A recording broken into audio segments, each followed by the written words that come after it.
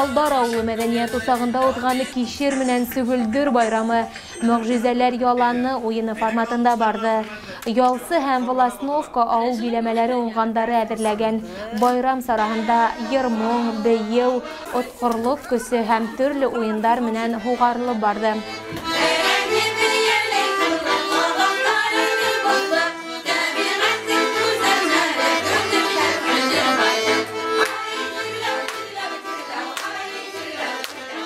Кишер менән Сөгөлдөрдән әзерләнгән күргәзмәлә тәм-томдар, аш-һыу һәм төрле композициялар тәкъдим ителде.